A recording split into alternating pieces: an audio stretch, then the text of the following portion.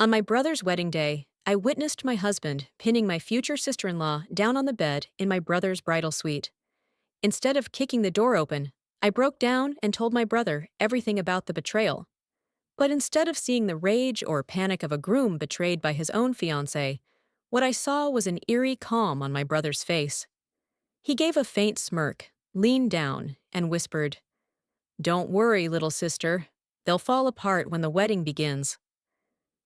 That May, the backyard of my brother's riverside house in Detroit gleamed in the sunlight, draped in white ribbons, wild daisies, and simple wooden tables he had built himself.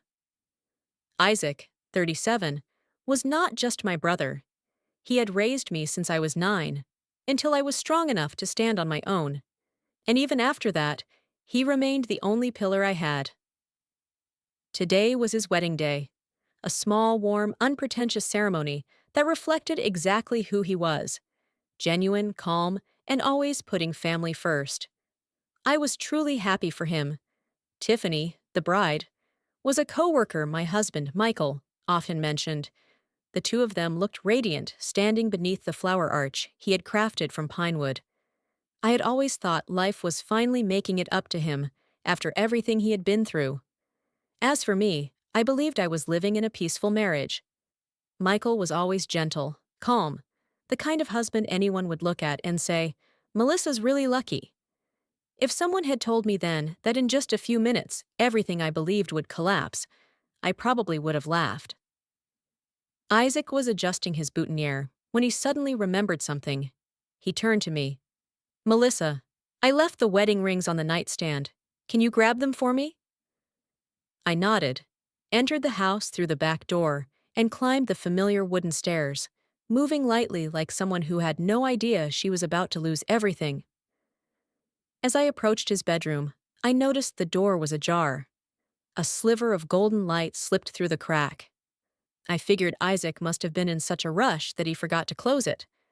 I reached out, gently pushed the door open just a little more, just a little, and then I froze. Inside my brother's bedroom, Michael was leaning into Tiffany. One of his hands was around her waist, the other lifting her wedding dress. Tiffany's arms were looped around his neck, giggling as if this was their real wedding. My heart stopped, but my legs wouldn't move. Michael and Tiffany had no idea I was standing just outside the door, holding my breath so tightly my chest ached. "Soon," Michael said, voice low and firm. "Once the ceremony's done and the ownership papers are signed, everything will be ours." I heard it, every word. Tiffany laughed. "She's so dumb. I almost feel bad for her. Your wife actually believes in you completely." "Melissa always believes," Michael said smugly. "A lawyer wife that sweet? Easy to manipulate?" I stood outside the door, fingers digging into the wall, trembling so hard they went numb. They kept going, like they were discussing a business deal. Not my life. "This riverside house is a nice bonus," Tiffany said. "And Isaac's share too. I didn't think the plan would go this smoothly." Michael scoffed. "Once it's done, I'll dump her. She doesn't suspect a thing." Tiffany tilted her head. "You sure? What if she finds out?" "If Melissa ever figures it out, the sun will rise in the west," Michael said mockingly. "Trust me." They kissed. Openly, greedily, with a hunger full of control and calculation. Unaware that the door had never fully closed, unaware that the stupid wife they spoke of was only a few steps away, silently feeling her heart shatter. Only when Tiffany shifted, catching her breath and changing position, did I dare step back, very softly, without making a sound. I closed the door with the same gentle pressure I'd used to open it, then turned away, like a ghost stepping out of a nightmare I didn't want to believe. I don't remember how I got down the stairs, only that my legs felt hollow. I stepped out into the backyard, eyes blurred by sunlight, searching for Isaac among the laughter and chatter of guests. When I pulled him aside and told him everything, my voice cracked like glass hitting tile. Isaac didn't press, didn't panic. He gave a faint smirk, leaned down, and whispered, "Don't worry, little sister. They'll collapse when the wedding begins." And in that exact moment, I realized my brother had known this secret for a very long time, and he had prepared for it. Isaac led me further away from the backyard, to the wooden porch where the sound of the Detroit River crashing against the bank drowned out the noise of the crowd. He placed his hand on the railing, exhaling like someone who had carried a heavy burden for far too long, then spoke slowly, each word unlocking a door he had kept shut for months. "Melissa, I've known about this," he said. I stayed silent, only meeting his eyes, and Isaac began to tell me. "Last Christmas Eve," he said, "I went down to the office to grab some files for the audit. The snow was falling so thick you could barely make out license plates. But I saw Michael. He was slipping out the back door of the building, and Tiffany was right behind him." He paused, locking eyes with me as if to make sure I was strong enough to hear the rest. "They didn't see me." Michael opened the company car door, shielding Tiffany as she climbed in. Then they drove off. I knew right then. This wasn't just an affair. My heart clenched, but Isaac pressed on, his voice deepening. The very next day, I called Harris. "You remember Uncle Harris, don't you? Dad's old friend, the one who helped us when our parents were still alive." I nodded, remembering the kind man with silver hair and a warm, low voice. "Harris is a private investigator now. I asked him to look into Tiffany's real background." Isaac glanced back toward the wedding site in the distance, as if observing enemies from a safe vantage point. "And what Harris found was worse than I imagined." He stopped for half a second, long enough for my breath to catch. "Tiffany," Isaac said, "is the unofficial foster daughter of Caldwell." I stepped back. "Caldwell?" Isaac nodded. "CEO of Aurelian Holdings, the man who once tried to buy Miller Construction at any cost. And you know, Dad rejected him flat out. Ever since, Caldwell has seen our family as a thorn in his side." The wooden floor beneath me felt like it was swaying. But Isaac continued. "Tiffany's family went bankrupt when she was 13. Caldwell took her in, paid for her school, gave her a place to live, and in return, he groomed her into a soft weapon, a tool to get close to the targets he wanted to take down." I heard it all, but couldn't believe that the woman standing beside Isaac at the altar had come from that kind of past. "Tiffany owes Caldwell everything, and he's holding secrets about her family that give him even more control," Isaac said. "She never had a choice. Caldwell wanted her to get to us through Michael, and she did." My chest tightened. Michael? Was he just another pawn? But Isaac shook his head. "Michael is simply Caldwell's latest piece. Easy to manipulate, easy to buy, and greedy enough to do whatever Caldwell needed." The riverside wind blew through, lifting the lace on the tablecloths in the distance. That's when I understood. This wasn't a story about a husband's betrayal. This was a war my brother had been fighting in silence for half a year, while I had been completely unaware. And this was only the beginning. Isaac took a deep breath and opened the thick folder Harris had sent him over 3 months ago. The pages were creased and dog-eared, clear signs that he had read them dozens of times.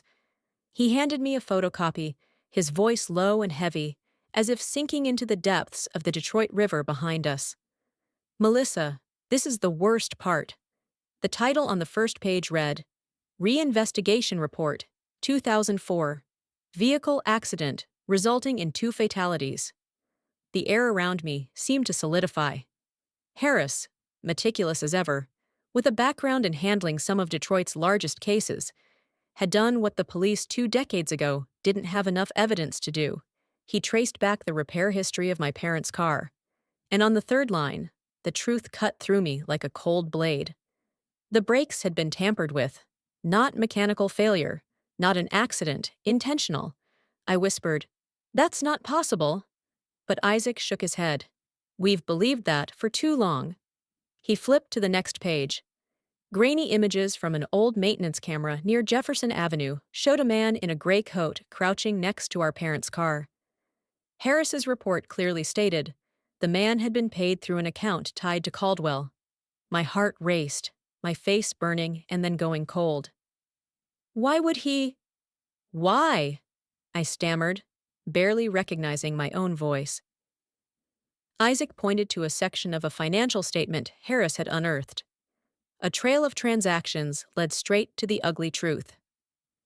Caldwell wanted Miller Construction. Dad refused. He said the company was a family legacy, not a commodity for sale. A month later, the accident happened.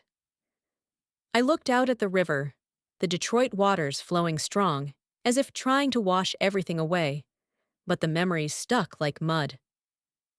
Isaac continued, his voice now edged with a sorrow I had never heard before. Melissa, our parents didn't die by fate. They were murdered by Caldwell's design. I wrapped my arms tightly around myself, trying to stay upright. Just when I thought I couldn't bear more, Isaac went on, his voice catching. And Tiffany.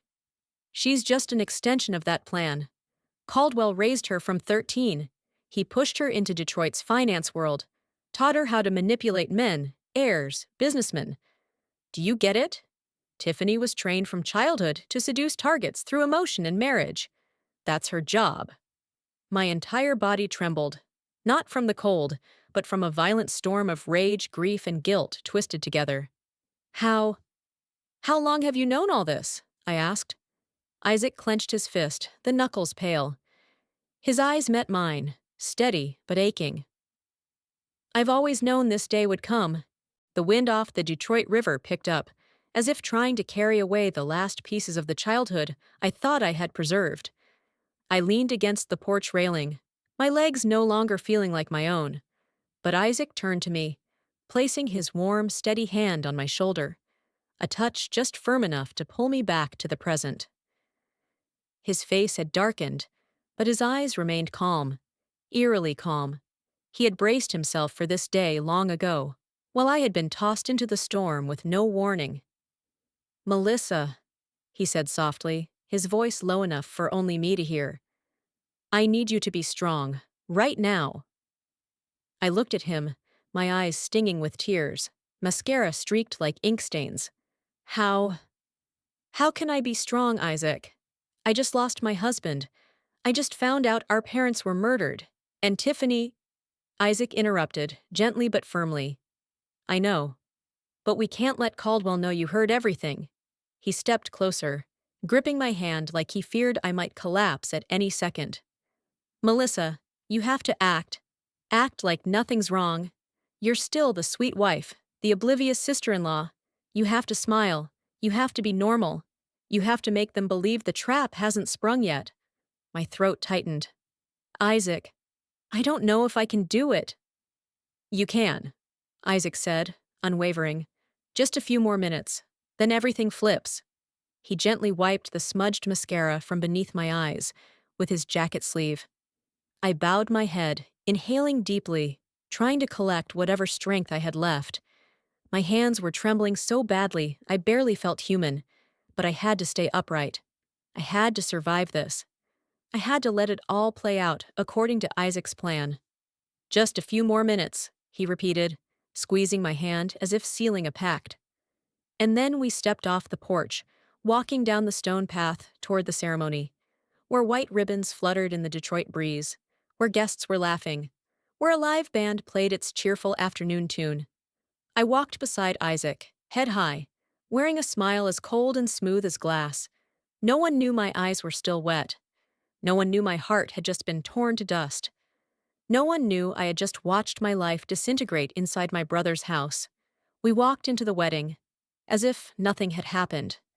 But what I didn't expect was that the moment we returned to the ceremony grounds, Tiffany was standing among a group of female colleagues from Aurelian Holdings, laughing brightly like she hadn't just been kissing my husband in a bedroom minutes earlier.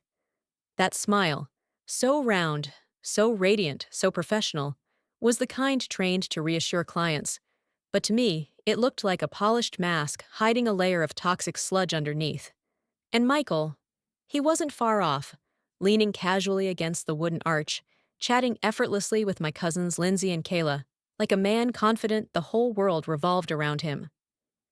He smiled lightly, hands in his pockets, so relaxed I almost questioned whether I had imagined everything in that room.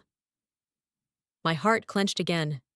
Everything was playing out too smoothly, too normally, as if they were well practiced in living double lives, in performing before an audience. And just as the tension reached its choking peak, a deep, sharp male voice cut through the air from the back gate. So loud and angry, the acoustic music faltered. "Tiffany!" The entire ceremony turned at once. I turned too, and saw an older man in a black suit with salt and pepper hair walking in like he was here to collect a long overdue debt. Beside him stood a younger woman in a blouse labeled assistant, holding an iPad. I didn't know who he was, but Tiffany froze. Her face drained of color. Isaac whispered, "That's Reese, Tiffany's former boss, and ex-boyfriend." The crowd started murmuring. Someone set their champagne glass down. Others stood to get a better look. Tiffany took half a step back, her voice trembling. "What are you doing here?" Reese smirked coldly, the kind of smile worn by someone who'd been shattered to the bone and returned for justice. He signaled to his assistant. She tapped her iPad. A moment later, Tiffany's sobbing voice echoed across the wedding through a Bluetooth speaker by the band. "Please, my mom's in an accident. They said she needs an $80,000 surgery urgently. I don't know what to do. I promise I'll pay you back in a week. I swear." The air froze. Even the wind from the Detroit River couldn't drown out the sobs and broken pleas in the recording. Reese signaled to switch screens. A wire transfer receipt, $80,000. Transaction date, November of last year. Just 1 month before Tiffany began her secret affair with Michael. The murmuring turned into buzzing. Reese looked Tiffany straight in the eye, voice shaky but brimming with fury. "After I sent the money, you blocked me on everything. Phone, email, socials. You disappeared like I never existed. And at the time, you were still my girlfriend." Tiffany screamed, voice shrill and desperate. "It wasn't me. You were set up. That's fake." Reese's assistant played another clip, a text message. "Tiffany, don't text me anymore. We're done." Her voice, her number, unmistakable. From the seats, someone gasped. "She conned her ex out of 80 grand? She took the money and ghosted him? My God!" The whispers caught like wildfire across dry grass. I looked at Tiffany, the woman who had kissed my husband, and for the first time all day, I didn't feel pain anymore. I just felt hollow, and not a shred of pity. There she stood, trembling at the center of her own wedding, pale and exposed.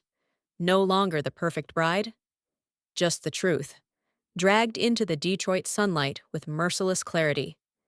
And that merciless truth wasn't done. Isaac knew exactly what came next. While the murmurs still hadn't died down, he stepped calmly onto the small wooden platform he'd built for the ceremony. Standing tall beneath the floral arch, his figure cast a long shadow across the grass, like a warning about to descend. He signaled to the band to stop playing, then took the microphone left by the MC. No long speech, no explanation. He simply looked straight at Tiffany, now trembling under the weight of 100 stares, and spoke with a voice so cold even the Detroit River behind us seemed to pause. "Let's see what our bride was up to 2 hours before the wedding." He pressed a button on a small remote. The big screen set up at the back of the lawn lit up, and in that moment, the wedding turned into a horror film premiere. The first image, Tiffany and Michael in Isaac's bedroom, uncensored, unblurred, undeniable. Michael lifting her wedding dress, Tiffany's arms around his neck, the sounds of kissing, breathless gasps, whispered words I'd never forget. Then Michael's voice rang out, clear as if he were whispering behind my shoulder.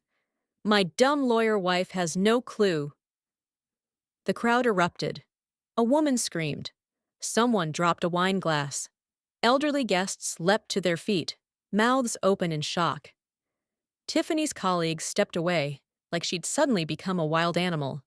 My cousins, who had just been chatting with Michael, looked at him like he'd tracked radioactive waste into their home. A guest cried out, "Good God, that's the bride?" Another, "Cheating right before the ceremony? What in the world?" Rage spread like wildfire through the crowd. Tiffany froze for a few seconds, then exploded. She shrieked, eyes bloodshot. "Melissa, you ruined everything! You set me up!" She slammed her hand onto the table, knocking over a champagne flute that spilled across her pristine white gown like cold splashes of blood. Guests stepped back. A young server stared at her in terror. But me? I stood silent in the crowd. No reaction, none needed. This wasn't my revenge. This was the truth tearing itself open, raw and unfiltered, without me lifting a finger. Michael stood frozen a few feet away, face pale as paper, eyes darting like a man searching for a non-existent exit. There was nowhere left to run, no lie left to tell. And Isaac. He stood firm on the stage, unmoved by Tiffany's screaming. No anger, no gloating, just cold resolve. Because he knew this was only the beginning of the trap he'd spent 6 months building. As Tiffany screamed, Michael stood paralyzed, and the guests buzzed like a courtroom under open sky. Harris, the 58-year-old detective behind the entire investigation, stepped forward. His eyes were steel, filled with truths no one had dared touch for 20 years. He plugged a USB into the venue's speaker system and spoke, each word striking like nails into wood. This is footage from the Jefferson Avenue repair shop, and this is the man Caldwell paid to clear the road in the 2004 crash. Instantly, dozens of eyes turned to Caldwell, sitting in the front row, trying to appear composed, but betraying himself with a twitch of the jaw. Feeling the weight of the crowd, he shot to his feet, adjusting his tie, voice raised. This is a misunderstanding! Or worse, a deliberate smear campaign! He didn't finish the sentence, because from the crowd, a silver-haired, red-eyed man emerged. His shirt was wrinkled, hands trembling as if fending off a ghost that had haunted him for decades. He stepped into the center of the wedding, voice breaking. I was that man. Silence fell. Caldwell paid me. He swallowed hard. I cut the brakes on your parents' car. I thought it was just a scare tactic. I didn't know they'd die. He bowed his head, shoulders shaking. For 20 years, every thunderstorm, every downpour, I've had nightmares. I see the car flying off the cliff. I hear the scream of a pregnant woman. I can't live with it anymore. I broke. Not the way I did when I discovered Michael's betrayal, but a sob that came from the deepest part of me, buried for 20 years. I rushed to Isaac, and we clung to each other like children lost in a storm. Harris didn't soften. Caldwell didn't just order the brakes cut.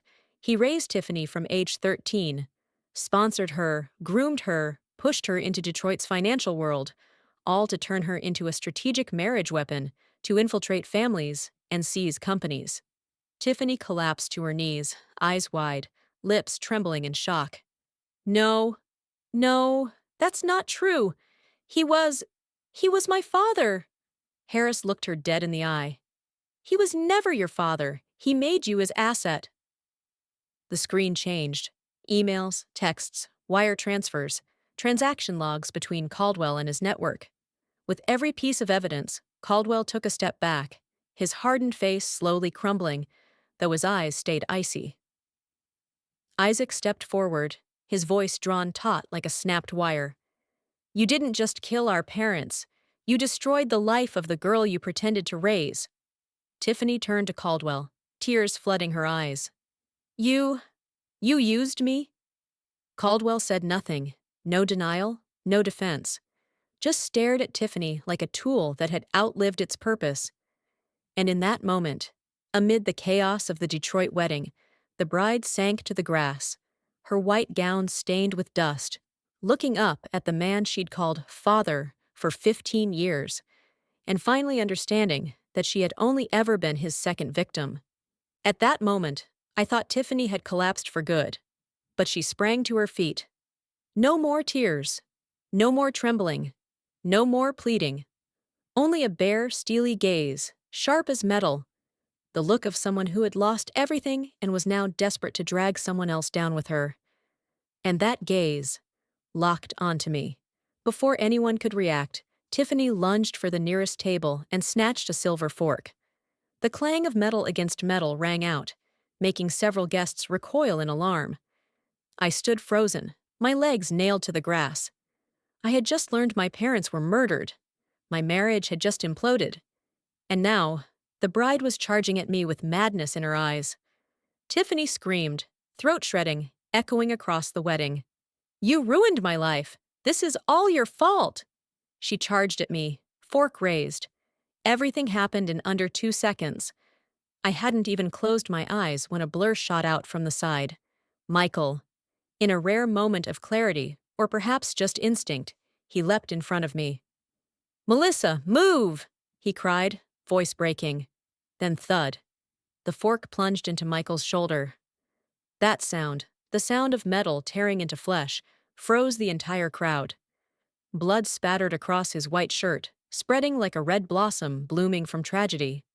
Isaac shouted, Grab her! 2 venue security guards tackled Tiffany. She was pulled backward, arms flailing, screaming like a trapped animal. Let me go! She destroyed me! She took everything from me! Guests recoiled, some women crying. The band had stopped, the suspended guitar notes still hanging in the air like a question left unanswered.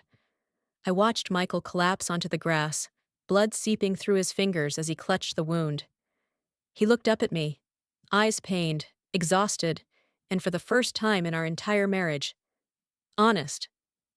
I'm sorry. But I couldn't speak, couldn't touch him, couldn't cry. I just stood there, watching the wreckage Tiffany had unleashed, watching the downfall of a traitor, and watching myself stand at the center of a whirlwind life had thrown me into. Tiffany was restrained and dragged from the wedding, but her scream echoed, tearing through Detroit's spring air. Why do you get everything while I get nothing? Tiffany's scream rang out like the final groan of rusted metal crumbling under pressure. And then, handcuffs gleamed under the Detroit sunset. Caldwell, still clinging to the image of a powerful CEO, was escorted down the gravel path by 2 officers. Patrol car lights flickered across his face with rhythmic finality. He tried to hold his head high, offered a faint sneer, but his voice shook. This is a mistake. I'll sue all of you. I'm innocent. No one believed him. No one had patience for lies anymore. Tiffany, restrained by venue security, thrashed wildly, her voice cracking with hopeless desperation. It was Caldwell. He made me. I was just following orders. I didn't want any of this. But her cries only made a few guests shake their heads, others whispering, tragic but deserved. Her sobs tangled with the wail of police sirens, echoing across the riverside garden once filled with flowers and string lights, now a battlefield of truth. At the corner of the lawn, Michael was being supported by medics, his shoulder hastily wrapped in gauze, already soaked dark red. His eyes met mine for a moment. No arrogance, no pretending, only regret, and something that looked like fear. But I didn't go to him, didn't ask, didn't care. I let the medics take him away toward the first aid station behind the catering tents. He no longer belonged in my life. I let myself sink onto the grass, right where I had thought I might die from fear just minutes earlier. My back touched the earth, eyes gazing up at Detroit's dusk-streaked sky. For the first time during this harrowing ceremony, I could breathe. Not happy, not victorious, just relieved, because the truth no longer sat on my chest. Isaac sat beside me in silence. The wedding was chaos, like the aftermath of a disaster film, but between us there was a strange, quiet calm. He pulled out an old laminated photo and handed it to me. It was our parents, smiling beside the rental SUV for their final trip. My heart clenched. Isaac spoke slowly, like finally telling a story he'd carried alone for too long. Caldwell once pursued Mom. She said no. Then he went after Dad. Another no. He tried to buy Miller Construction, twice. Dad refused, said it was a family legacy. 1 month later, the brakes failed.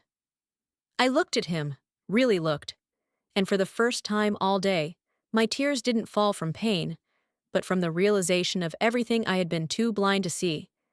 Isaac had been quietly fighting for me for 20 years, quietly uncovering, quietly confronting, quietly saving each piece of the truth, waiting for the right moment to reveal it all, so I wouldn't be dragged into the violence of power. I'm sorry, he said, voice breaking. I couldn't save Mom and Dad. But I swore I'd save you. I gripped his hand, and for the first time in this whole ruinous afternoon, I felt like I still had a family. I still had someone who stood in the storm to shield me. And it was that feeling, that sense of being loved with quiet strength, that made me realize I had to close the old chapter before stepping into the next. The scent of damp grass lingered as the sound of an ambulance echoed from the front gate. I watched, not from worry, but because I knew a door needed to be shut, hard and final. An hour later, I was at Detroit Mercy Hospital. The white hallway was so cold my breath fogged in the air. A nurse led me to a small ER room where Michael sat, shoulder heavily bandaged, his hospital gown wrinkled, his eyes vacant like a lost animal. When I entered, he looked up, not with the defiance I'd seen in our old fights, but with the eyes of a man who'd lost everything and didn't know where to cling. "Melissa!" His voice was hoarse, tired, close to breaking. I stood 3 steps away, close enough to hear, far enough to stay untouched by pity. Michael sighed, burying his face in his hands, and then spoke, each word like a confession on trial. "I did love you, at least at first. But I was stupid. I gambled. You didn't know. I embezzled $120,000 from the company to cover my debts." He swallowed hard. "Tiffany found out. She threatened me. Said if I didn't play along, she'd tell the board. I got scared." I watched him silently. No rage, no pain, no sympathy. Because sometimes the worst thing someone can feel is nothing at all for the person who destroyed them. "None of this was your fault," Michael whispered through shallow breaths. "I was wrong. I betrayed you, because I was afraid of owning my mistakes." I didn't need to hear more. I replied with exactly one sentence, the only one our marriage ever truly deserved. "Save it for the judge." Michael broke into sobs, not the cries of a man redeemed, but the wail of someone who had lost his reputation, his freedom, his career, and the only person who ever truly stood by him. His sobs echoed through the sterile white room, while I turned and walked away. Steps light, like I had finally let go of the weight of a broken marriage. But justice didn't end in that hospital room. It surged onward like the powerful waves of the Detroit River, dragging every buried secret to the surface. 3 months later, summer in Detroit was hotter and more dazzling than ever. But inside the glass towers of downtown, the heat didn't keep anyone from shivering under the weight of the biggest trial Michigan media had covered in over a decade. Caldwell, once a powerful CEO, now appeared in an orange jumpsuit, hands cuffed. The arrogance that once ruled Detroit's financial world had vanished from his face. The prosecutor read each charge as if peeling back the final layers of his disguise. Conspiracy to commit murder in relation to my parents' crash. Money laundering through multiple shell companies, years of financial fraud, and exploitation of a minor for criminal purposes.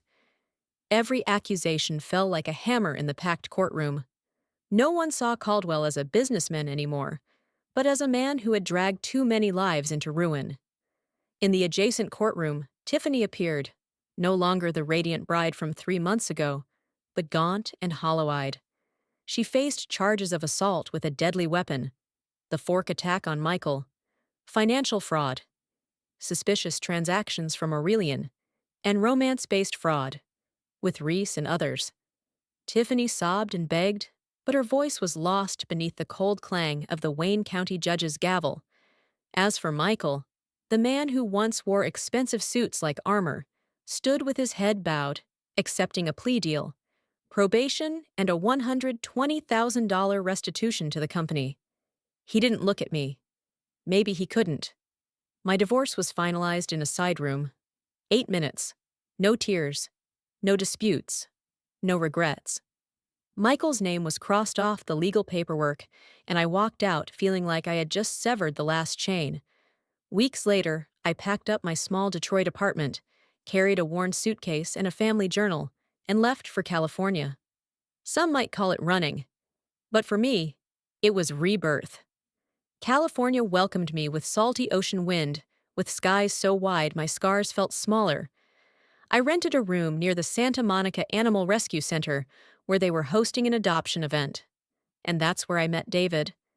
He stood beside a small brown mutt, gently cleaning a wound on its paw with such tenderness that I stopped in my tracks.